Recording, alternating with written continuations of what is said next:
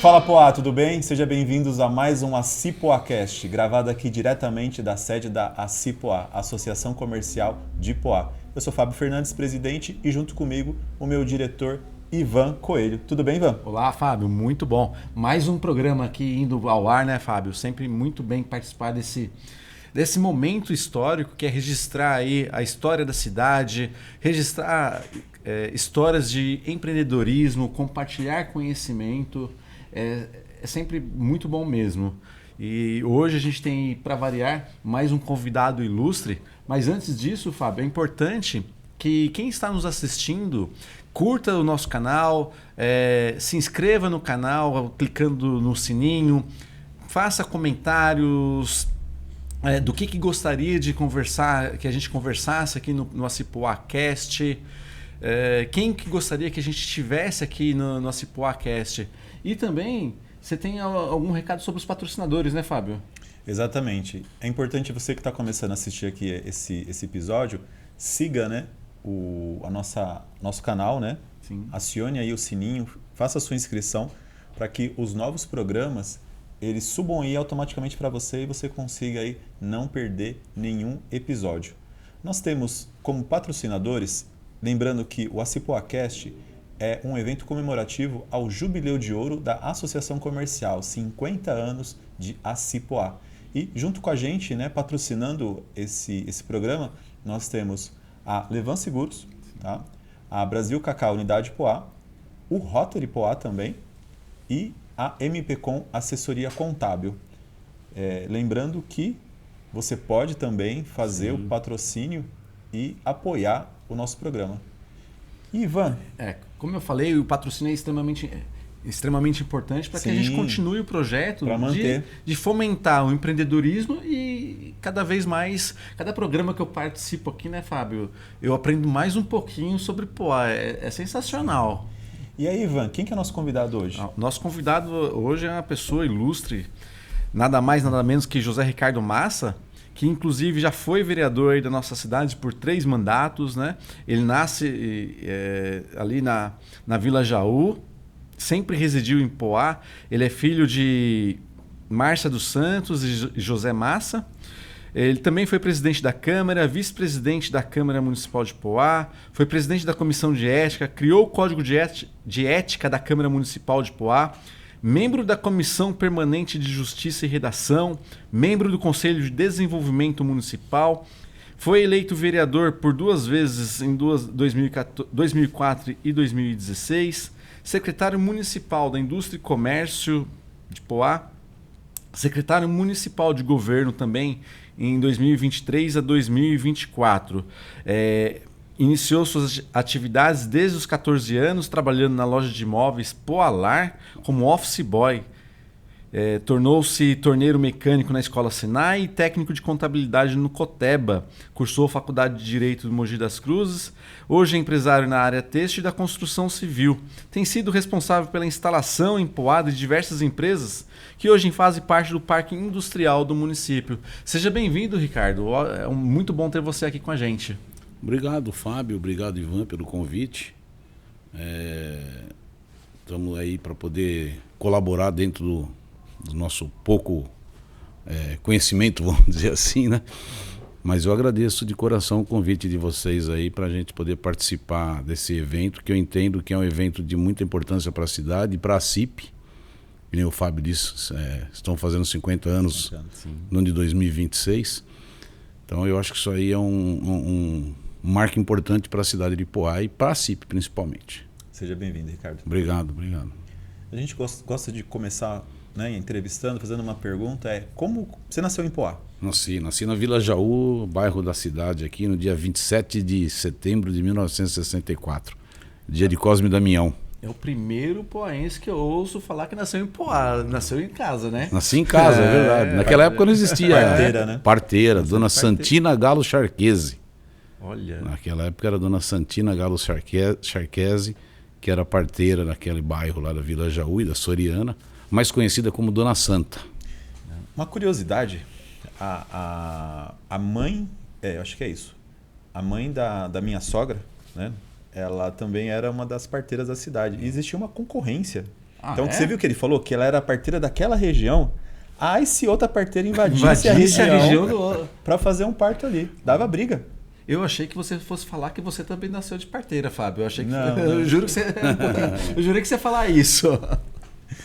E aí, Ricardo, como é que começa a sua história como empreendedor, vamos dizer assim, na cidade? Cara, Fábio, assim, Ivan, como empreendedor, eu sempre fui empreendedor desde a minha adolescência, entendeu? Meu primeiro emprego foi na Polar, como o Ivan falou aí, loja de imóveis aqui em Poá, do saudoso senhor Tufi Jomar Arati, que era o proprietário da loja. E eu comecei a trabalhar como office boy na loja. A gente pegava, não existia na época e-mail, não existia WhatsApp, não existia nada. Então, a Polar tinha lojas em Ferraz e Vasconcelos, Guaianazes, Suzano e Mogi das Cruzes. E eu era office boy que pegava o trem aqui com uma malinha cheia de documentos, papéis, né, na parte burocrática da loja, ia para Suzano para entregar os documentos, para Mogi das Cruzes, para Ferraz. Rodava as unidades. Rodava as unidades. E acabei trabalhando lá um período de 1 ano no máximo. Depois eu fui trabalhar no antigo jornal Comarca de Poá. Antigamente tinha um jornal chamado Comarca de Poá. Fui trabalhar também lá no jornal Comarca de Poá. E depois eu comecei a trabalhar por conta, cara. Comecei a trabalhar com meu pai, com meus irmãos e estamos até hoje aí.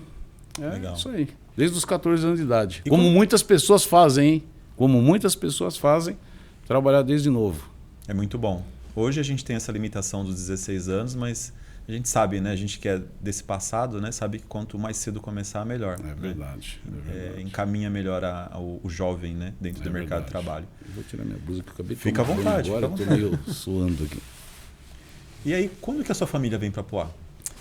Cara, a minha família é o seguinte, meu avô ele veio de Portugal em 1920.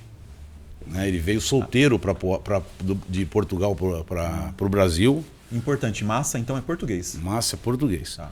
O meu avô veio em 1920, meu avô por parte de pai, né? Veio em 1920 e acabou conhecendo a minha avó que já morava no Brasil, a dona Jesuína Massa, falecida, saudosa dona Jesuína Massa. E por parte de mãe, meus avós são mineiros. Tá. Meus avós por parte de mãe são mineiros. Então, em 1920 ele chegou aí constituiu a família e estamos até hoje aí. Chega na Moca, é isso? Na Moca.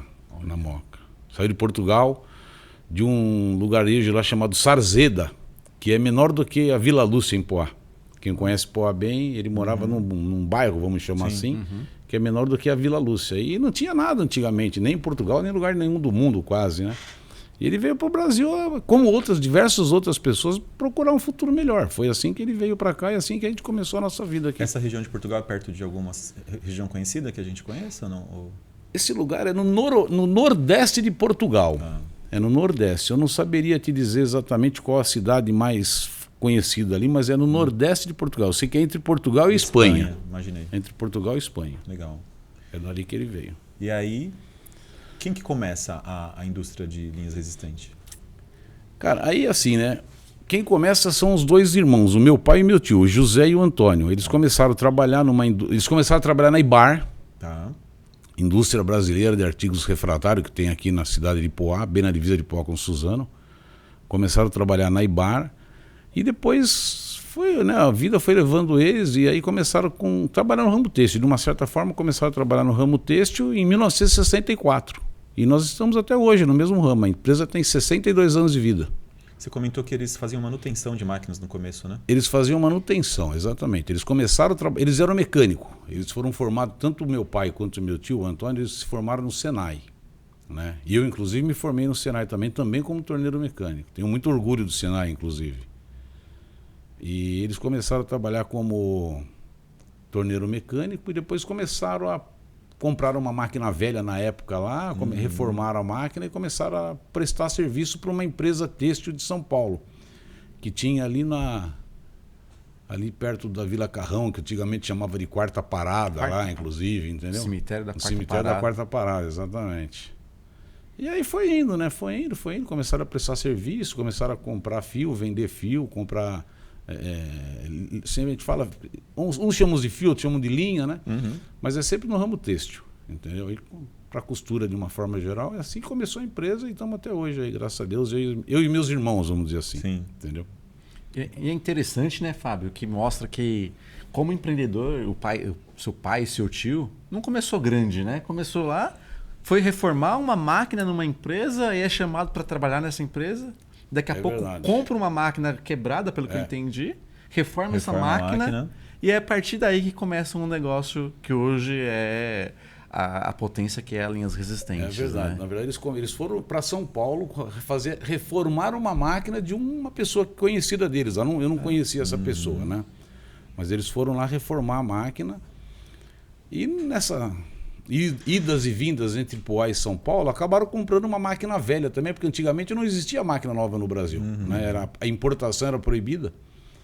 E aí eles compraram uma máquina velha lá, trouxeram para casa do meu avô aqui na Vila Jaú, colocaram no quintal da casa lá. Inclusive, tem que se fazer justiça também, que um outro tio meu, que é casado com a irmã do meu pai, que é o Nelson, ele ajudou muito também eles a fazer aquilo. Ele também era mecânico na época. Ele ajudou meu pai e meu tio lá a reformar a máquina. E começou tudo uma máquina velha. Como muitas pessoas, né? Sim. Isso daí é uma experiência de vida muito interessante. Muitas pessoas começaram igual meus pais, igual os meus avós. Né? Você falou uma coisa interessante, né? Então começa em 64, a gente sabe que em 92 tem a abertura econômica, né? do Collor. Isso prejudicou vocês de alguma forma nesse primeiro momento? Quando aconteceu isso daí, Fábio e Ivan, ninguém sabia, pelo menos nós, vamos dizer assim, nós não sabíamos como ia ficar isso daí, né? O que a gente faz, na verdade? A gente compra uma linha para costura de roupa, de uma forma geral, qualquer tipo de roupa, e essa linha vem numa embalagem muito grande, uma embalagem de 5 quilos. E a dona de casa, ela não usa essa embalagem grande para costurar a roupa, ela usa uns carretéis pequenos. Então o que a gente faz? A gente pega esse tubo grande de linha, vamos dizer assim, passa um óleo, um lubrificante nele, faz o tingimento e passa para carretéis menores e revende para as confecções, para as donas de casa de uma forma geral. E quando aconteceu essa situação da abertura do mercado, né, que foi quando entrou o Collor, na época do Collor, que começou a importar, tudo importado, nós também tivemos que nos adaptar a uma realidade que nós não conhecíamos. Né? Também a gente teve que se adaptar a essa realidade que a gente não conhecia. Só que aí o que aconteceu? A gente começou nós, a Linhas Resistente, ela não é um concorrente da China. A China é nosso fornecedor hoje, acho que como diversas outras empresas por aí. Então a gente compra da China, muito assim, né? Dentro do nosso mundo, vamos falar assim, 60%, 70% hoje é mercadoria que vem da China. Os outros 40%, 30% aí a gente compra no mercado nacional. Então a maior parte do nosso produto ele é importado. E não é só da China, é da China, do Egito, que a China importa um produto chamado linha de algodão, linha de poliéster. E do Egito a gente importa um produto que é linha de algodão. Inclusive para empinar pipa aí, também faz umas linhas para molecada empinar pipa aí. Legal. Então já em 92 vocês já começaram a importar também. Já começamos a importar. E a nossa sorte é que a gente conseguiu assim, né? Começamos a importar e conseguimos nos entender lá com os fornecedores de fora. E eles passaram a ser nosso fornecedor, né? E eu não considero que a China foi meu concorrente, porque não que a China não seja concorrente do Brasil, não é isso que eu estou dizendo, não. Eu estou dizendo no nosso caso, da Linhas Resistente, no meu segmento. Porque o problema do Brasil, o problema das mercadorias no Brasil, não é quando vem a matéria-prima, é quando vem o produto acabado. Porque quando vem um produto acabado, seja em qual ramo de atividade for, ele destrói toda a cadeia produtiva. Né? E no nosso caso, é meio difícil você trazer o produto acabado da China com a agilidade que as empresas precisam no Brasil. Demora aí em torno de 30 dias para chegar um navio. Quando você compra a mercadoria, demora uns 30 dias mais ou menos para chegar entre o dia que você compra lá do seu fornecedor até chegar no Brasil. Ainda tem um desembaraço. Tem um desembaraço, depois você tem que produzir. Então hoje você precisa ter uma certa agilidade na venda, né, na entrega, porque o pessoal já compra de manhã e quer receber à tarde. Isso daí se tornou corriqueiro, vamos dizer assim. Então a gente tem essa facilidade da gente comprar a mercadoria, produzir rápido e já entregar para o cliente. Né? Eu sei que é outra empresa, mas assim, faz parte da história de Poá. O que você acha que é diferente da história da Linha Resistente com a Brasilana? Porque a Brasilana fechou, né? A Brasilana fechou. A Brasilana, na verdade, ela foi uma grande empresa na cidade. nós fabricávamos, vamos dizer assim, a mesma coisa, mas não a mesma coisa. Nós fabricamos linha de costura para confecções de uma forma geral. A Brasilana, ela fabricava lã para fazer blusa de lã.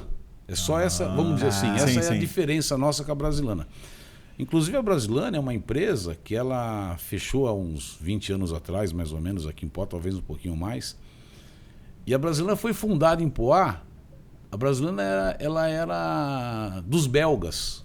Tá vendo? Entendeu? O Fábio, ó, só te interrompendo, o Fábio teve um outro episódio que ele falou, não, até o rei belga veio aqui. O Fábio também é cultura, ele sabe um pouquinho sobre a cidade de Poá. E é verdade. No dia da inauguração da Brasilana, o rei da Bélgica desceu na estação de trem ali de Calmon-Viana. Olha. Ele veio de trem, desceu ali na estação de Calmon-Viana para fazer a inauguração da Brasilana. Depois de um determinado período, aí já não sei precisar quanto, foi vendido para uma empresa japonesa chamada Grupo Toyobo. Isso mesmo. E depois, infelizmente, veio a fechar a empresa, né? Mas a Brasilana nunca foi meu concorrente também. Eu, inclusive, era cliente da Brasilana também, porque nós temos uma loja aqui na 9 de julho, aqui em Poá. Tá. E a gente vende lã lá também. Então eu comprava da Brasilana para revender na nossa loja aqui em Poá. Então a Brasilana é uma empresa também do ramo têxtil, porém um outro segmento. Outro segmento. Um outro segmento. Deixa eu só acertar aqui para você.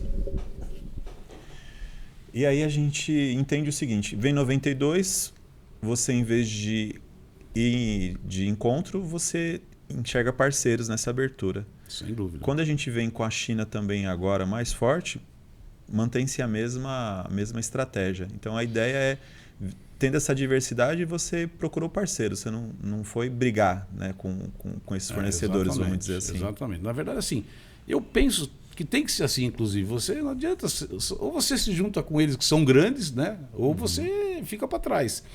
E exatamente isso. Nós somos atrás de parceiros que são nossos parceiros efetivamente hoje. E nós e de muitas outras empresas do Brasil, né? E do mundo até. O grande problema, vou falar novamente o que eu acabei de falar, o grande problema não é entrar matéria-prima no Brasil. O grande problema da China é quando vem o produto acabado. Esse é o grande problema do comércio, vamos dizer assim. Que aí você não tem produção, você não gera emprego, você só tem o consumo final. O consumo final e... Você compra e vende só, você não tem nada no meio do caminho, você não tem nada gerando emprego. O que gera emprego para a população, para as pessoas, né, são as indústrias. O grande gerador de emprego são as indústrias. E a Brasilana foi um grande gerador de emprego na cidade. Muitas pessoas aqui trabalharam na Brasilana. Muitos moradores de Poá trabalharam na Brasilana. Eu, ao longo desses episódios que a gente tem gravado aqui, Ricardo, como eu disse, eu tenho pouco tempo de Poá, né? Então cada vez eu vou aprendendo um pouquinho.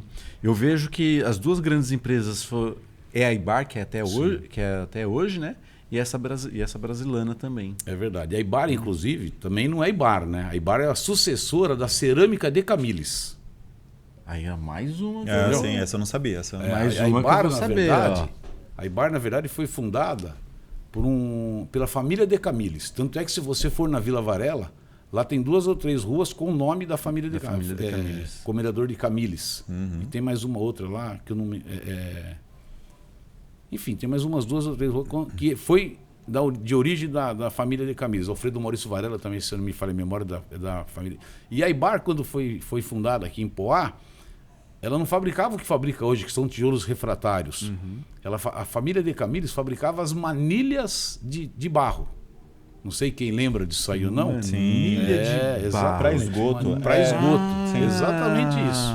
Aquelas manilhas de 1 metro de comprimento para fazer rede de esgoto. Pensa num tubo de PVC, só que... Agora só que de barro. Agora eu entendi. Só que não era comprido como hoje, que tem 6 metros de comprimento. Entendeu? Era de metro em metro. Então era um trabalho artesanal.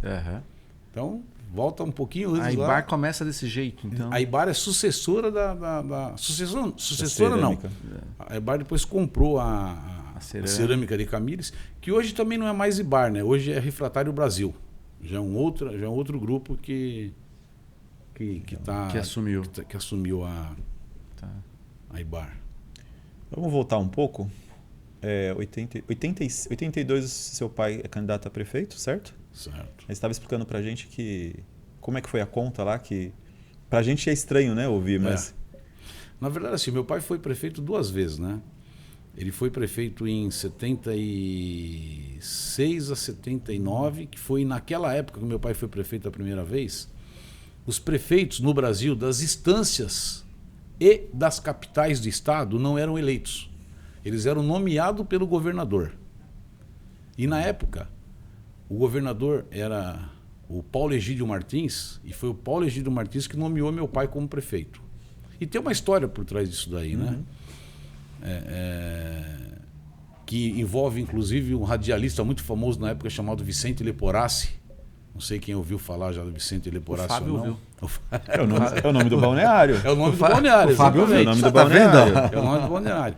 E por que tem uma história? Porque o Vicente Leporassi era muito amigo do governador. E na época a Câmara Municipal de Poá cassou o título de cidadão poense do Vicente Leporassi, que ele tinha o título de cidadão poense. E aí houve um trabalho, vamos dizer assim, para poder trocar o prefeito, entendeu? E meu pai foi nomeado prefeito naquela ocasião pelo governador. E teve 2 prefeitos nomeados em Poá. Foi o Gomide, Eupides Gomide, e meu pai. Antes dele foi eleito, antes do Gomide era eleito, depois do meu pai passou a ser eleito novamente. Então teve um período, né, em que os prefeitos e os prefeitos das instâncias e das capitais eram nomeados. Como na primeira vez que ele foi prefeito, ele fez uma gestão assim, bastante dinâmica na época e ficou marcado a gestão dele.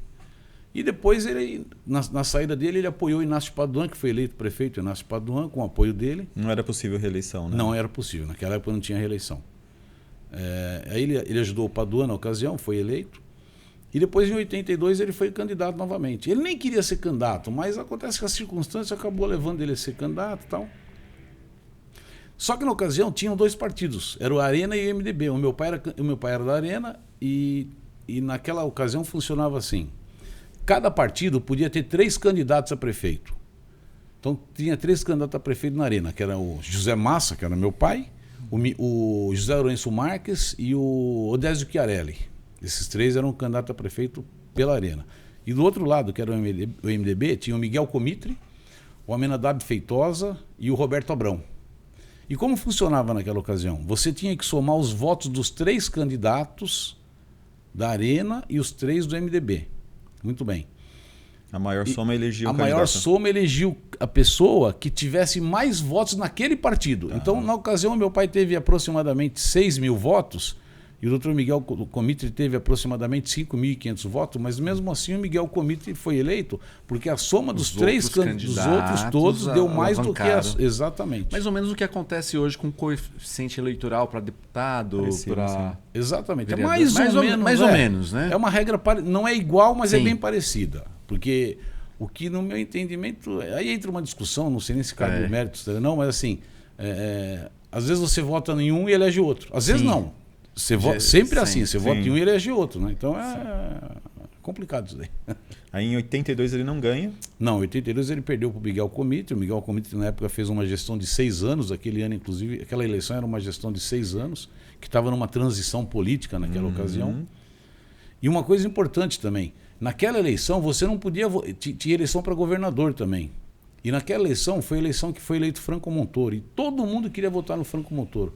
E existia um voto chamado voto vinculado, Ivan, que você era obrigado a votar no candidato a governador de um partido e no prefeito do mesmo partido. Caramba. Se você votasse no candidato a governador de um partido e no prefeito de outro partido, o seu voto era anulado. Então existia uma corrente muito grande para eleger o Montoro, o André Franco Montoro. E nessa daí, a tendência de votar nos candidatos do MDB era bem maior, né? Maior. Então foi assim que aconteceu. Então era pior ainda, né? Eu queria escolher um prefeito e não podia. Não podia. A não ser que eu escolhesse o mesmo governador. 82 mais 6, 80. Aí ele volta em 88. 88. Tá. Em 88 também é uma história interessante, rapaz. A mesma coisa, ele não queria ser candidato, ele até queria ajudar o falecido Eduardão na época, mas Eduardão, por uma série de motivos lá, sei lá por quê, acabou não dando certo ajudar Eduardão. E ele foi candidato.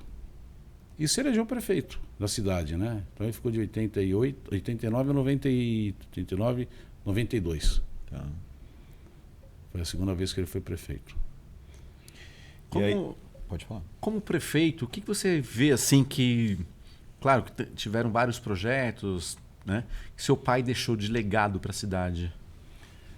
Olha, Ivan, eu falo com muito orgulho que Poá, inclusive, é a única cidade do Brasil que tem 100% de água e esgoto deixado por ele.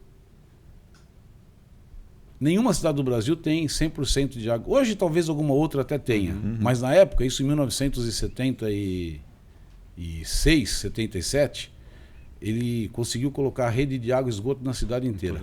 A cidade de Poá tinha 3 quilômetros de rede de água e esgoto oficial. Hoje tem 100% da cidade, os 17 quilômetros tem rede de água e esgoto.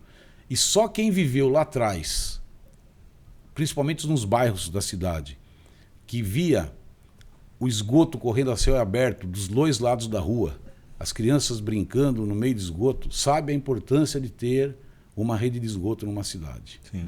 Então eu acho que esse daí é um dos grandes legados que ele deixou para Poá, entendeu? Ter colocado água e esgoto em 100% da cidade. E aí você também vai para política, né? Você acha que foi picado pelo bichinho? Eu acabei de uma certa... Quando meu pai estava na política, eu nunca participei da política. Nunca participou? Não trabalhei na prefeitura, em lugar nenhum. E também não tem nada com quem trabalhe, né? E também não fui candidato. Eu acabei vindo ser candidato depois que meu pai saiu da prefeitura. O meu pai saiu da prefeitura e eu fui candidato a vereador. Fui o mais votado, um dos mais votados da cidade. É o karma, né? Exatamente. E perdi a eleição por causa do bendito coeficiente eleitoral, né? Isso toda eleição vai ter em alguma cidade. Sim. Tem pessoas que vai ter mais votos e outras com menos votos irão ser eleitas. E aconteceu comigo também. E aconteceu com diversas outras pessoas. E se a regra continuar a mesma, ainda vai continuar acontecendo com um monte de pessoas por aí. E depois, da segunda vez, eu fui candidato, fui eleito vereador a primeira vez. E depois fui eleito mais 2 vezes. Então fui vereador 3 vezes na cidade, né? A primeira vez, inclusive, vê como que é as coisas, né? A primeira vez que fui candidato, que eu fui eleito, eu disputei a presidência da Câmara e perdi a eleição por um voto da presidência. Nossa. Enfim, tempo mostra as coisas, né? Mas é isso aí. E aí, falando do comércio, né, da empresa, você lembra assim de algum perrengue, alguma situação que, quando você estava à frente da indústria, que de repente te marcou, que caramba, escapamos dessa? Cara, esse perrengue, eu vou dizer que todo mundo tem todo dia, todo empresário tem todo dia. Verdade. Porque... Que novidade, né? Verdade isso, pô. Que novidade, né? Esse perrengue é um problema, porque nós temos muitos entraves burocráticos, né? Você tem que ter licença do bombeiro, licença da CETESB, licença da Sabesp, licença da prefeitura, licença... Enfim, diversos problemas que uma pessoa, para começar uma empresa hoje, ela gasta muita energia na parte burocrática. Não que não tenha que ter a parte burocrática. Eu entendo que a parte burocrática tem que existir, mas tinha que ser mais fácil, não podia ser tão travado. Aí você me fez uma pergunta de algum entrave. Eu me lembro muito bem de uma ocasião que a gente estava renovando as licenças da empresa. E chegou um determinado momento que eu precisava renovar a licença da CETESB e eu precisava de um documento. Que eu vinha na prefeitura, a prefeitura falou assim, olha, para mim poder te liberar essa licença, eu preciso da licença do bombeiro. Aí o bombeiro falou assim, para mim te liberar, eu preciso da prefeitura. Ou vice-versa, eu não me recordo bem como que é agora. Mas assim, e não conseguia, e foi um dilema. Esse dilema não sou eu que estou vivendo, esse dilema todo mundo, todas as empresas passam por isso. Não é fácil você... Você tem o zoneamento da cidade também, que às vezes é confuso, né? Tem o zoneamento da cidade que é confuso. Você pega algumas regiões, você pode fazer... E tem que ter, o zoneamento tem que existir. Sim. Tem que existir uma regra. Você também não pode, senão vira bagunça. Não. Tá certo? As regras têm que existirem. Não tenham dúvida disso. Só que as regras tinham que ser claras, né? E de forma que facilite as pessoas a... Parece que às vezes é incompreensível, né? Eu sou autorizado a construir um galpão em determinada área, um galpão industrial, mas eu não posso ter indústrias naquela área. E aí, verdade. O cara acaba ficando com um mico, né? E aí tinha que barrar já no começo, né?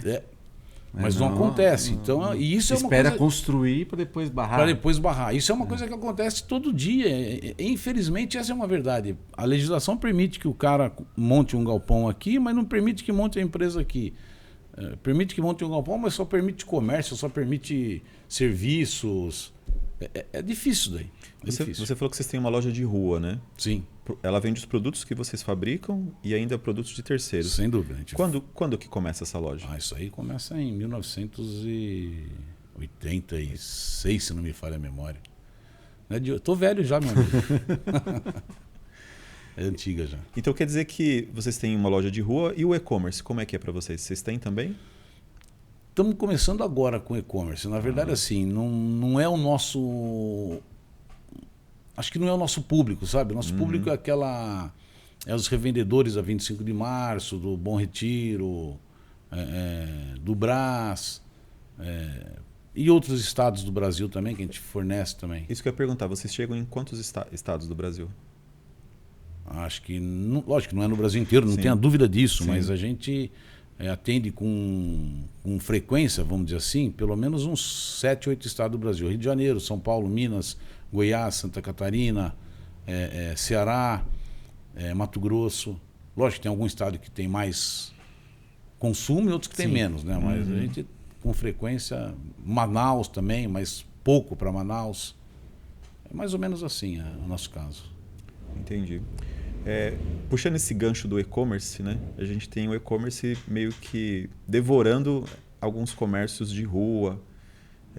A gente já viu aqui convidados que dizem que o filho compra sapato pela internet. Você fala assim, poxa, sapato, mas sapato tem que calçar, eu tenho que ver se fica bom. Então, quer dizer, às vezes até algumas atividades que dependem muito da experiência do cliente estão conseguindo migrar para o e-commerce. Como é que você vê essa questão da cidade? Porque a gente vê muito ponto, né, parado na 9 de julho. É verdade. E na 26 acho que um pouco menos, né, Ivan? Mas ainda tem. Então, mas um pouco... Eu não sei se é um pouco menos. Eu vejo muita coisa fechada na 26, viu, Fábio? Eu ainda não cheguei a fazer a contagem, mas tem muito comércio fechado Na lá. sua visão, qual que seria a solução para a gente não ter tanto ponto fechado e tanta loja fechando? Ter gente na cidade. Uma cidade só cresce tendo gente. Eu vou dar um exemplo, não de Poá, vou dar um exemplo de Suzano. Você pega, por exemplo, vocês devem conhecer o Miguel Badra em Suzano e o Jardim Dona Benta. Sim. São bairros populosos. Viraram praticamente uma outra cidade. Eu acho, sim, não tenho nenhuma informação precisa disso, mas quase que o comércio desses dois bairros é maior do que o centro de Suzano hoje. Por quê? Porque tem gente. Uma cidade, para ter vida, tem que ter gente. Então, o que precisa para isso, né? Não sou dono da verdade, nem estou dizendo que é isso, mas é a forma que eu penso. Uma cidade, para ter vida, tem que ter pessoas. E para ter pessoas, a prefeitura precisa incentivar a vinda de pessoas, a vinda de empresas para a cidade.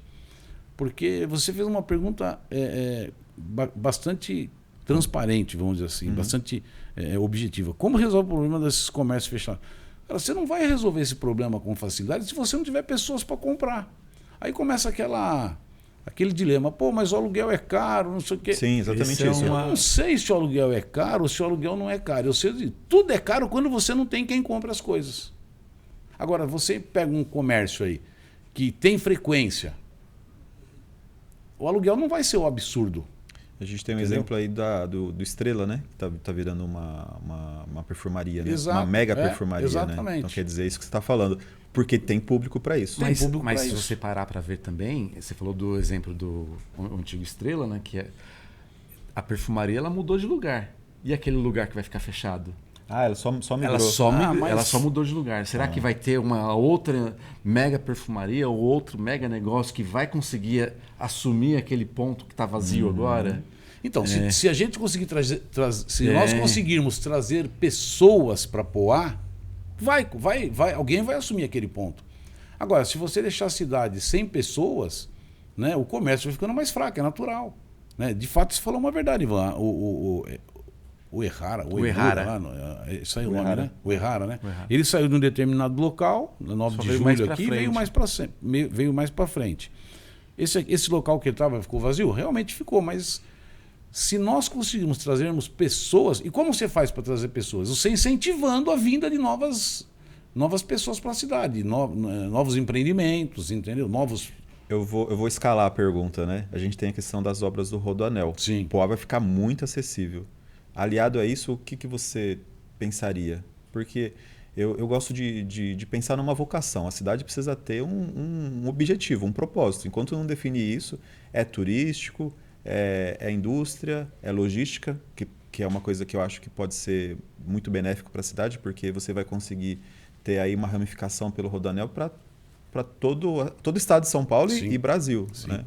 Então, o que você acha do nosso futuro como cidade? O que você Olha, pensaria? o problema de Poá, de novo, eu não estou dizendo que eu sou dono da verdade aqui, hein? Sim. Tá? Mas o problema de Poá qual que é? Poá é uma das menores cidades do estado de São Paulo em território. A cidade não tem território. Salvo engano de minha parte, Poá é a terceira menor cidade do estado de São Paulo em território. Até onde eu me recordo agora, menor do que Poá é... São Caetano? Não, São Caetano é mais ou menos o mesmo tamanho de Poá.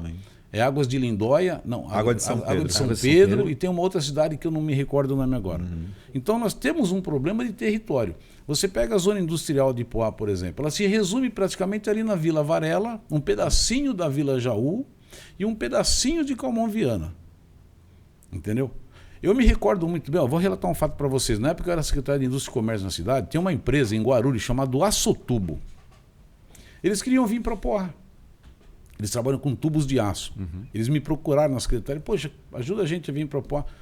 Cara, o que eu fiz com eles? Eu corri todas as imobiliárias da cidade, vamos dizer assim, tentando ver se eles, apresentando eles para as imobiliárias para conseguir arrumar algum terreno para que eles pudessem vir para... Não conseguiram, porque eles queriam um terreno de determinado tamanho que não tinha. Então, o Rodoanel, a saída do Rodoanel, o acesso do Rodoanel, eu entendo que não só para Poá, para a região inteira vai ser super importante. Poá, Suzano, Ferraz e Vasconcelos vai ser muito mais para Poá e Suzano do que para Ferraz, eu acho. Né? Mas para Poá e Suzano vai ser fundamental. Vai trazer novas empresas para a cidade, mas se a gente não ajudar essas empresas, vamos dizer assim, os empresários vão para outro lugar onde tiver algum benefício melhor do que a cidade. Então, falando em benefício, né? Você deve se recordar bem. Em 1992 foi feita uma lei aqui em Poá, que foi a lei do chamado ISS. Sim.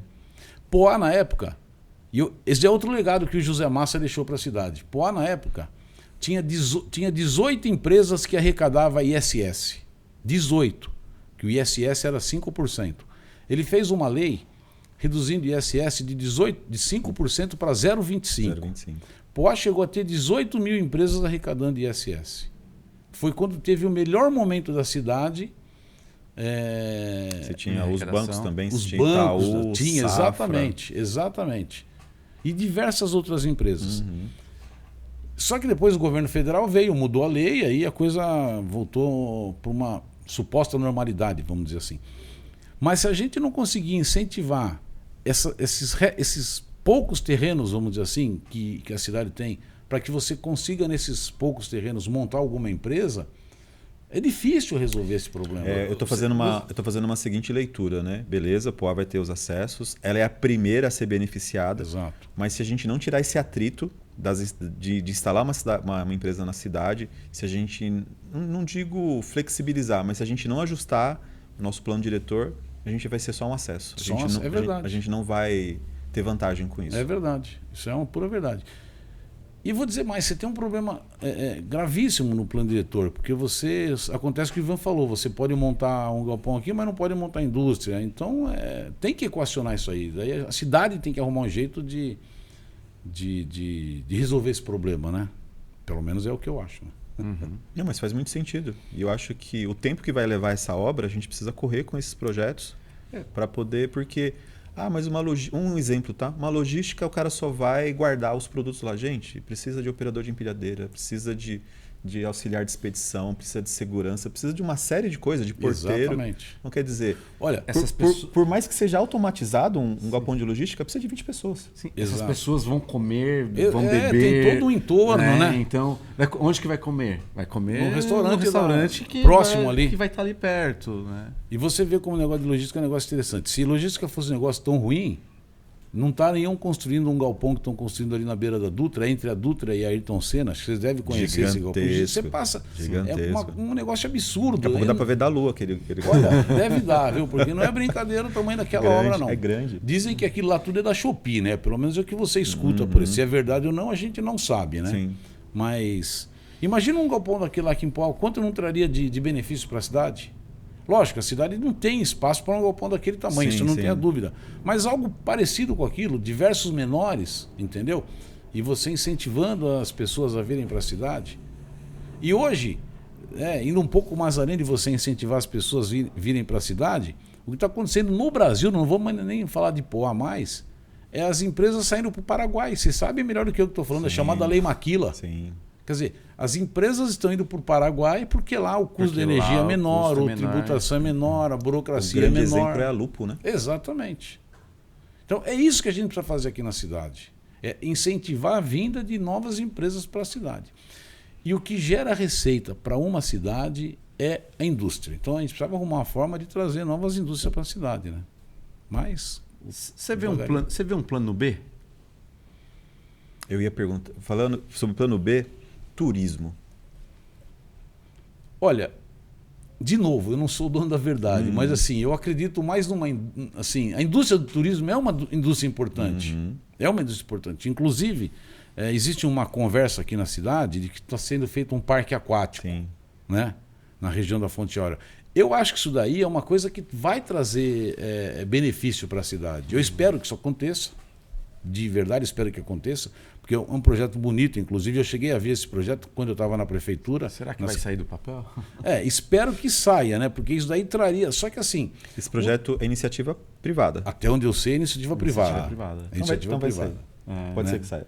Só que assim, o turismo, ele é muito importante para a cidade, mas é um negócio que é muito longo prazo. E às vezes a cidade precisa ter alguma coisa mais de imediato para você poder sobreviver. Né, para a cidade poder sobreviver. Porque o turismo é um negócio muito a longo prazo, não é? Você não consegue implantar um turismo de um dia para o outro. Fazendo um link que você falou, as duas auxiliares administrativas do galpão de logística é as que vão almoçar no restaurante no centro da cidade e que vão fazer compra na loja da 9 de julho. Exatamente. Isso aí, na verdade, não é nem o que estou falando, é natural isso daí, né? São coisas que é natural isso aí acontecer. Esse parque aquático aí, é da iniciativa privada, a prefeitura não tem nada a ver com isso. E o que a prefeitura precisa fazer nisso daí, no meu entendimento, é ajudar a ver lá quem são as pessoas que estão envolvidas e olha, tirar o atrito, né? Essa fricção que a gente tem para fazer qualquer coisa na cidade. E incentivar a vinda desse parque aquático para a cidade. Isso daí é importante para o município, né? Muito bom, muito bom. E aí, Ivan? Cara, conversar com quem entende de gestão também é outra história, né, Fábio? Então, você vai aprendendo um pouquinho do que precisa também, porque não é somente o empreendedor também, tem que ter a contrapartida do setor público também para trazer realmente alternativas para a cidade. Né? E eu acho que o Ricardo, né, Ricardo, tem esses dois lados, né? Você participou muito do poder público e está sempre na vida privada. Então você consegue entender as diferenças.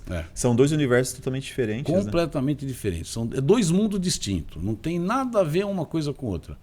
E eu acho que as pessoas deveriam participar dos dois mundos, sabe? Para você conhecer esses dois mundos, que são completamente diferentes. Cara. Não tem nada a ver a iniciativa privada com o poder público. E os dois precisam existir, né? Um precisa do outro. Né? Não tem como existir um sem existir o outro, né? Mas o que precisa ter é uma harmonia melhor entre eles, entendeu? Entre o poder público e a iniciativa privada. Como você mesmo disse, que você foi secretário da indústria, né? E aí como que você chega e fala para o empresário que para ele vir para a sua cidade, para nossa cidade de Poá, e aí ele te pede alguma contrapartida de maneira legal, claro, claro, né? E aí você fala, não, eu não posso isso porque a parte burocrática não permite, não sei o quê. E aí você fica amarrado. E aí, assim, né? apesar de ser público, existem outras cidades. E a cidade que se demonstrar mais acessível vai levar. Vai ganhar, né? Eu tive agora recentemente numa cidade chamada Andradina, fica mais ou menos uns 500 quilômetros daqui. Um amigo meu foi para lá e ele falou, pô, vai comigo, vamos comigo lá. Eu peguei, fui um dia e fiquei 2 dias, voltei, e voltei com ele. E cheguei lá, tinha um hotel, eu não conhecia essa cidade, né? E também pouco conheci, porque eu fiquei 2 dias lá, só fui lá com ele resolver um problema e voltamos. Mas você vê que é uma cidade que está crescendo. E estão crescendo para o turismo. Estão fazendo um parque aquático, inclusive, lá também. Né? Então é isso que precisa. É o poder público e a iniciativa privada andar junto. Não pode se distanciar. Tem que andar junto um do outro. Os dois dar a mão, pegar um na mão do outro e falar, vamos caminhar. Caminharmos juntos. Que esse é o objetivo do poder público também. Você pega os programas que existem no governo do estado, no governo federal, nos governos municipais, existem muitos programas para a iniciativa privada. Mas precisa desburocratizar um pouco. É isso que eu entendo que precisaria ser feito no nosso país, vamos dizer assim. Né? Sim. Queria agradecer, Ricardo, o livro que você trouxe, né? Sobre a história de vida do seu pai, não é isso? Esse livro aqui, tanto Ivan quanto Fábio, é um livro que relata um pouco a história de vida do meu pai, escrito pelo Fermin, que é concunhado do meu pai. Né? Eu até costumo dizer o seguinte, não é qualquer pessoa que tem um concunhado ou um cunhado, vamos dizer assim, que faça o que ele fez aqui, né? Então ele relata um pouco da vida do meu pai, a vida privada dele, mas relata também a vida pública dele. Por isso que eu vou fazer questão de deixar esses 4 exemplares com vocês. Sim, aqui, eu vou aceitar um como pessoal meu. Sim, e vou deixar um aqui em acervo da Circular. E que aqui relata a história da cidade. Relata lá atrás quando não tinha esgoto, quando não tinha água, quando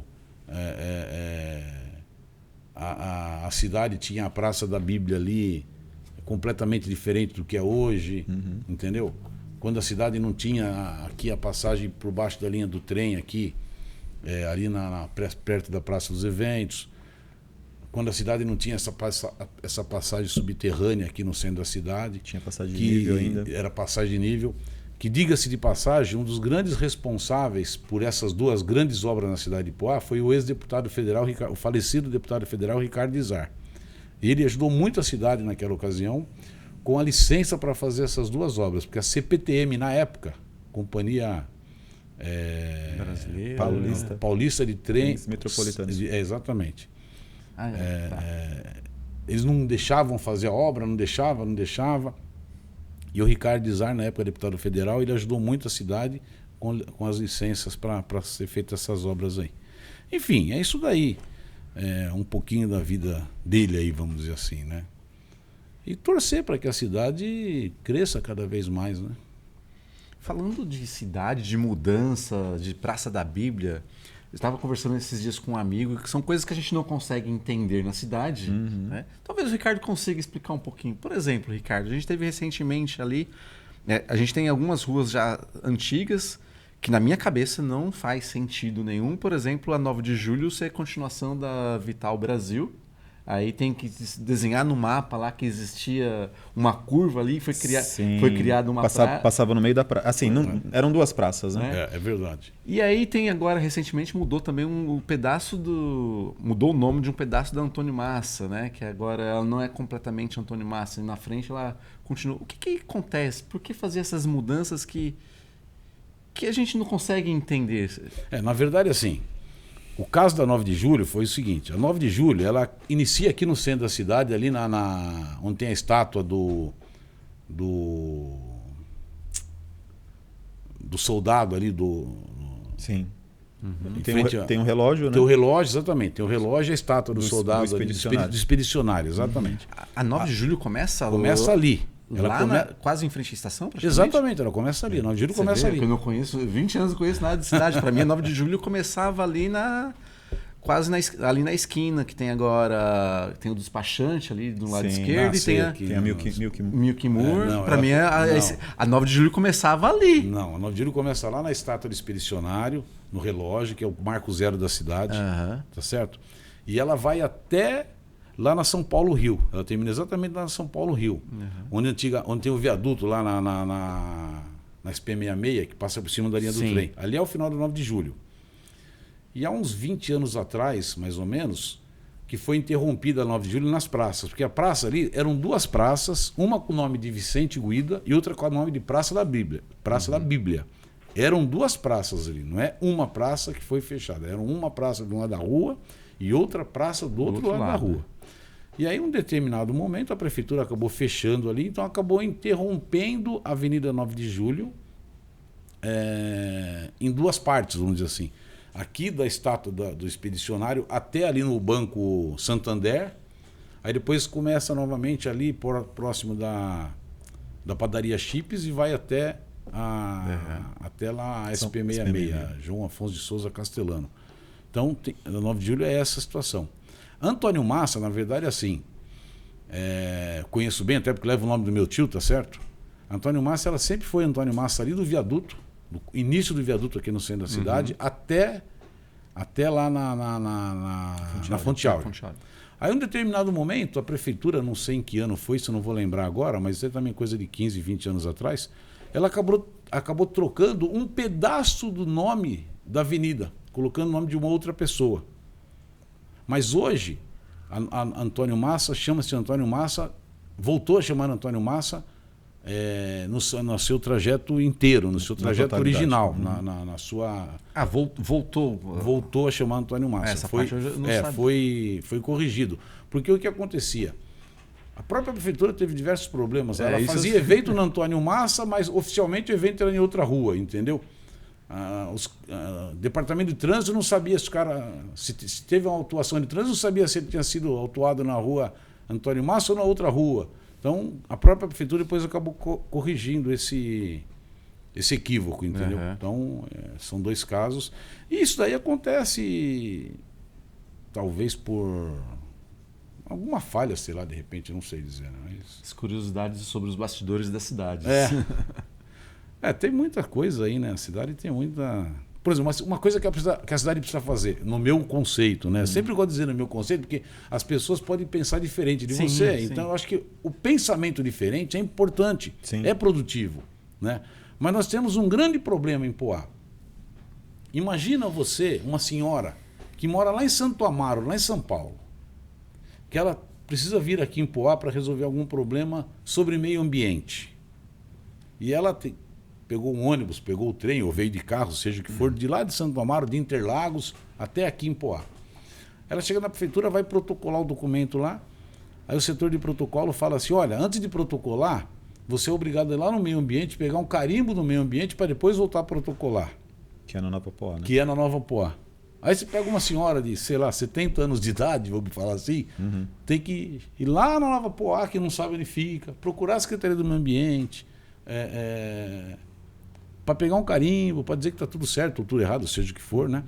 Só para depois poder protocolar. Aí ela chegou aqui 4 horas da tarde. Até ela ir lá, até ela voltar, chegou, a prefeitura está fechada. Como que você resolve isso? Então, eu entendo que a cidade de Poá precisaria ter uma prefeitura centralizada, entendeu? Todas as secretarias, lógico, você vai ter departamentos da prefeitura em outros locais, isso não tenha dúvida. Porque o Paço Municipal hoje não comporta, né? Não comporta, teria que ter feito... Na verdade, assim, né? Existem alguns projetos para o Paço Municipal que eu entendo que a cidade precisaria pensar em manter aquela casa onde é o gabinete do prefeito, porque é um marco histórico para a cidade. Quer dizer, mantém-se aquela casa, que ela não pode em momento algum ser pensar em qualquer tipo de demolição, aquilo lá não, de forma alguma. Só que ao lado você tem um terreno ali logo encostado à casa, que você conseguiria fazer ali lógico, aí você tem que desmanchar alguma coisa, né? Mas já são obras bem mais... obras que foram feitas agora recentemente. Fazer um prédio ali de 3, 4 andares, e nesse prédio de 3, 4 andares com estacionamento, tanto para os servidores quanto para a população, você conseguiria centralizar tudo ali, entendeu? E modernizar a prefeitura com inteligência artificial, com toda a tecnologia que temos hoje, né? É como você falou, né? Ela não precisaria vir de lá para fazer um protocolo digital. Ela poderia fazer pelo site. Podia fazer... Você quer ver um problema sério? Fazer à distância, né? Você quer ver um problema sério para as empresas, que é uma exigência da CETESB?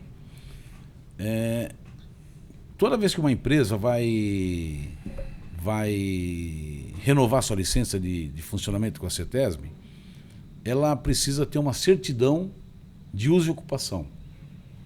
Essa certidão, na verdade, de desocupação, ela não tem valor nenhum. Ela é simplesmente um documento dizendo, olha, a lei, o que está escrito na lei está escrito na certidão. Tanto é que a certidão, ela transcreve o que está na lei. E tem sentido a CETESB até pedir essa certidão, porque as leis vão mudando, tá certo? Então a CETESB quer uma certidão com a lei atualizada. Até aí eu acho que não tem nada de errado. Só que você tem diversas cidades que você tira essa certidão online. Você entra no site da prefeitura e tira no mesmo instante. Entendeu? Aqui em Poá não, você tem que vir, trazer a escritura, trazer IPTU, trazer não sei o quê, protocolar. É de novo o atrito, né? Muita fricção para fazer alguma coisa. Exatamente, esperar 30 dias. E as empresas muitas vezes não têm os 30 dias de prazo para esperar. Aí que tem uma divergência entre iniciativa privada e poder público, entendeu? Uhum. Quem precisa de uma certidão de desocupação de solo, que se algum empresário estiver me ouvindo aqui, e ele vai saber o que eu estou falando. O quão trabalhoso é você tirar uma certidão de desocupação de solo e quão demorado é para você tirar a certidão. E a empresa precisa de ir de um dia para o outro. Sabe? Isso é bem importante você frisar, porque realmente impacta no empreendedorismo, né? O Fábio recentemente teve uma reunião, né, Fábio, e falou justamente sobre isso, né? Simplificação do processo de abertura. Que é muito mais fácil. Em algumas cidades, né, você chega lá online, nem vai até lá, manda tudo o que precisa. Mas eu tenho que fazer justiça. Evoluiu. Evoluiu depois? Assim, claro que teve a cobrança, né? O governo do estado obrigou, né? Ter alguns tipos de convênios e tudo fluiu, né? Uhum. Mas quanto a cidade precisa entender, né? Não só o prefeito atual, mas os próximos, né? De que quanto mais facilidade para empreender, melhor para a cidade. São as pessoas que o Ricardo fala que vão vir para a cidade. Sim. Se você fecha, né, a porta do empreendedorismo, você não traz pessoas. É verdade, isso aí. E, de novo, eu volto a falar a mesma coisa. O que faz uma cidade crescer são as pessoas. Se você tiver poucas pessoas numa cidade, o comércio é fraco. A indústria é fraca. Entendeu? De novo, vamos pegar o exemplo de Suzano ali, do Miguel Badra e do Jardim Dona Benta. O comércio desses dois bairros, quase que, não sei se é maior ou não, mas se não é maior, também. Realmente virou outra cidade. Virou outra cidade ali. Entendeu? E você vai falar, putz, eu não quero pessoas na cidade. Eu acho que não é por aí, né? A gente precisa que as pessoas venham para a cidade. E quando tem mais pessoas na cidade, tudo vira mais, né? O que as pessoas podem falar, mas a gente tem muitos conjuntos habitacionais novos, mais pessoas morando nos bairros, mas essas pessoas não ficam na cidade, elas vão trabalhar fora. E aí ela acaba consumindo e gastando fora. Então, se a gente tivesse mais vagas de emprego na cidade, a gente manteria esse consumo aqui na cidade. É uma verdade. Que é justamente o que a gente tem conversado tanto com os empreendedores aqui no podcast, né, Ricardo? Quanto nos bastidores também com outros empreendedores, a reclamação é unânime, né? Por exemplo, a gente teve um entrevistado que ele falou que ele está há muitos anos instalado na cidade de Poá, mas ele não tem um cliente na cidade de Poá. Poxa, então... O que acontece realmente para que as pessoas não consumam? É justamente isso, né, Fábio? E você estava comentando, Ricardo, que o seu tio é um dos fundadores da Cipoá? Participou? O meu tio Antônio, ele foi um dos fundadores da CIP. Se você pegar os relatos lá de trás, você vai ver que ele foi... Ele, o Dr. Cipriano Oswaldo Mônaco e uma outra galera da época lá. Legal, ele foi um dos fundadores da Associação Comercial. Na época era Associação Comercial, né? Sim. Não vou saber dizer exatamente por quanto tempo ele participou ativamente desse processo aí, mas ele foi um dos fundadores da Associação Comercial e Industrial de Poá. Tem 50 anos que você citou aí, né, Fábio? 50 anos, exatamente. O tempo passa muito rápido, meu irmão. Muito rápido. Bastante, né? Como a gente estava falando, né? Passa tão rápido que estamos no final já. A gente já está encerrando. Eu gosto de pedir um conselho, você como empreendedor da cidade, né, para quem vai começar a empreender, para quem já está empreendendo de velho, porque né, o melhor dia para começar é hoje, né? Eu não fiz nenhuma frase de efeito, né? Tem que terminar com uma, né? O melhor dia para começar é hoje. É hoje. E para quem às vezes está empreendendo e fala assim, eu vou desistir, não aguento mais. O que você teria aí uma palavra de sabedoria, de conhecimento para esses empreendedores? Olha, o que eu posso dizer sobre esse assunto é o seguinte: acreditem em você. Não desistam, porque a vida do empresário não é fácil. Olha, sem vergonha nenhuma, Eu voltei muitas vezes em São Paulo chorando. Eu ia para São Paulo, meus irmãos produziam a linha na empresa. Eu ia para São Paulo, lá na 25 de março, no Bom Retiro, no Brás, e eu ia vender. Então, eu vendia, o meu outro irmão produzia, outro entregava, o Marcelo, o Fernando, né, quem trabalha. E não foi nenhuma nem duas vezes que eu voltei chorando da 25 de março, voltei chorando do Brás, voltei chorando do Bom Retiro, porque eu passava o dia inteiro lá e não conseguia tirar um pedido. Nossa. Você entendeu? Você sabe o que é você para São Paulo? Quem depende de rodar venda. o dia inteiro e não tirar e voltar para casa e falar para o seu pai, olha pai, mãe, não trouxe um pedido para casa hoje. E não tenho vergonha de falar isso aí não, falo até com muito orgulho isso daí, entendeu? Eu ia de trem e voltava de trem e na volta eu vinha lá, sabe, pô, mas amanhã vai dar certo, amanhã vai dar certo. Voltava e amanhã é outro dia. Amanhã é né? outro dia e aí vinha com um pedido, no outro via sem nenhum novamente, no outro vinha com 2, no outro via sem nenhum, no outro via com 3. Então, assim, o empreendedorismo não é fácil. A pessoa tem que estar disposta, ela não pode desistir, entendeu? Porque, assim, é muito percalço do caminho, entendeu? É o cliente que compra e depois não paga, é o cliente que compra e... eu comprei errado, você tem que trocar... Enfim, é uma série de problemas. Isso tudo você tem que estar com muita força de vontade, entendeu? Então, o que eu posso dizer é isso aí, não desistam, porque eu tenho certeza absoluta. Acreditem em você, acreditem no seu potencial, porque isso daí é o que vai fazer você crescer, entendeu? E olha, sem sombra de dúvida, sem medo de errar. O empreendedor, ele sofre muito, mas é vantajoso no final. A recompensa vem. A recompensa vem. É longa, não é fácil, não. A recompensa, muitas vezes, vem depois de 15 anos, 20 anos, sabe? Porque você tem que trabalhar uma vida inteira para você conseguir formar uma cartela de clientes, entendeu? Você ganha... Porque a coisa mais fácil que tem é você perder um cliente. Sim. E a coisa mais difícil que tem é você conquistar um cliente. E mais difícil ainda é você reconquistar um cliente que você perdeu. Entendeu? Então, quem está indo pelo caminho do empreendedorismo, de trabalhar por conta própria, vá com muita vontade, com muita persistência, que o futuro é promissor. Independente do ramo de atividade. Sabe? Independente do ramo de atividade, eu acredito que o futuro é promissor. Mas não é brincadeira, não. Não, eu estava ouvindo você falar, estava pensando no seu pai lá, né, em 60, olhando para aquela máquina, devia ser uma máquina velha, Sim. acabada. Sim. Né, e ele poderia considerar aquilo um lixo e de repente não ter começado a indústria de vocês. É verdade. Mas É verdade. ele ousou apostar, ele acreditou nele. Acreditou no potencial dele, do irmão, entendeu? E as irmãs trabalhavam junto lá também, ajudavam. E naquela época não existia maquinário novos e também não existia condição de se comprar maquinários novos, né? E o Brasil ficou fechado à importação durante muitos anos. A importação abriu na época do presidente Collor. Se foi um bom presidente ou um mau presidente é outra discussão. Sim. Mas algo de bom deixou. A importação foi aberta no governo dele, né? Eu acho que essa abertura de mercado para o país foi muito bom. Você tem hoje... Por exemplo, antigamente você tinha 3 marcas de carro no Brasil. Era a Volkswagen, a Ford Fiat. e a GM. E a GM. Era 3. A Fiat veio depois. A Fiat veio depois? A Fiat Tô falando, veio cada episódio muito. eu aprendo mais. A Fiat veio muito depois. A Fiat veio em 77, se eu não me falha a memória. Entendeu?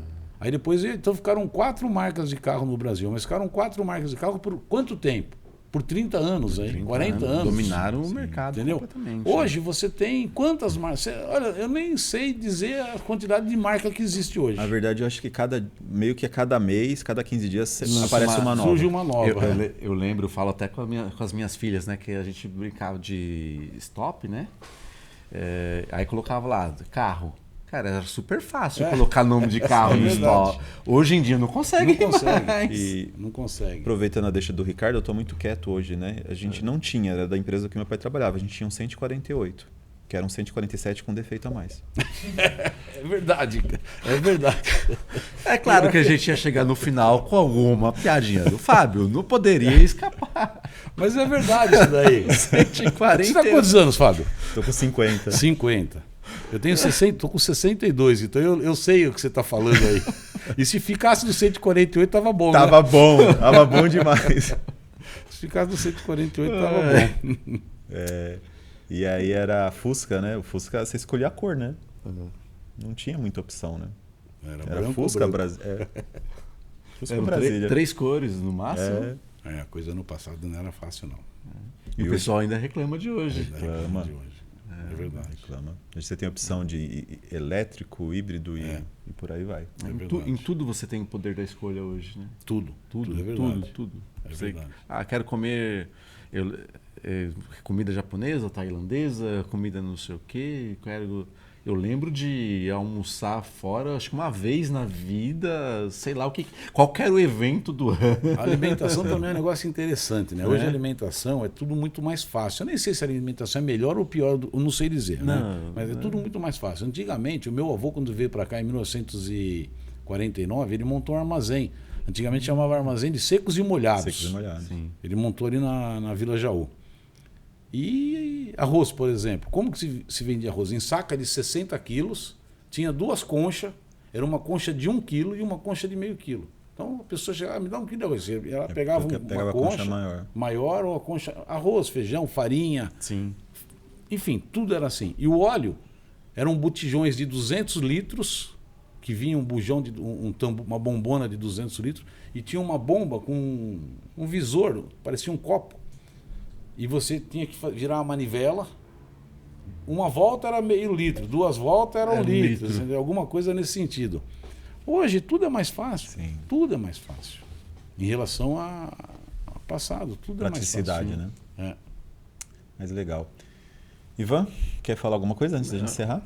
Só agradecer o Ricardo, agradecer a audiência, reforçar a importância de você nos acompanhar, clicar no sininho, fazer comentários lá, perguntas, para que esse programa continue ganhando cada vez mais audiência. E registrando a história de Poá, né? Cada dia... Conhecemos muito hoje, entendemos muito, nesse programa especificamente, mas na soma de todos, né? A gente cada vez entende mais como a cidade cresceu e se desenvolveu. E vai ficar esse registro histórico. É importante aí, se você, né, como quer apoiar, né, ser nosso patrocinador, Sim. procure a Cipoá e participe, né, dessa corrente do bem. Esse detalhe é bem importante também, né, Fábio? Porque a gente precisa desses patrocinadores para que o programa continue existindo. É isso aí. Ricardo, mais alguma coisa? Quer comentar? Só agradecer o convite de vocês, né? O Ivan me ligou convidando para estar presente aqui, junto com você, Fábio, presidente da CIP hoje. E dizer que a gente está feliz em pessoas acreditarem na gente, né? Uhum. Porque para receber um convite de uma entidade como a CIP, significa que a gente deve ter alguma credibilidade na cidade aí. E agradecer de uma forma geral a toda a população poense, todos os amigos poenses, já temos muitos amigos na cidade, afinal de contas eu nasci em Poá em 27 de setembro de 1964, dia de Cosme e Damião. A gente mora em Poá há 62 anos, minha família é daqui, minha esposa é de Poá, enfim, a minha esposa o avô dela também é uma pessoa muito antiga aqui de Poá, muitas pessoas conheceram o saudoso senhor Sanches. Eu não sei quem conheceu ou não, mas o Fábio conheceu. Fábio conheceu. O senhor Santos também é uma pessoa muito antiga aqui da cidade. Ele foi campeão pelo Corinthians, de natação pelo Corinthians. Ele era salva-vida do Concórdia. Então a gente tem uma raiz muito grande aqui em Poá. E dizer o seguinte, sabe, o Fábio, Ivan e meus amigos. Eu só peço uma coisa a Deus. Eu consegui ensinar para os meus filhos aquilo que eu aprendi com os meus pais. Se eu conseguir ensinar para os meus filhos aquilo que eu aprendi com os meus pais, eu já morro feliz. Sim. Legal. Entendeu? Eu já morro feliz. Eu tenho certeza que a minha missão enquanto pai foi cumprida. Porque os meus pais, a minha família de uma forma geral, meus tios, minhas tias, sempre deram os bons exemplos para a gente, né? Então eu tenho só que agradecer a todos eles, né? Pela família que a gente tem.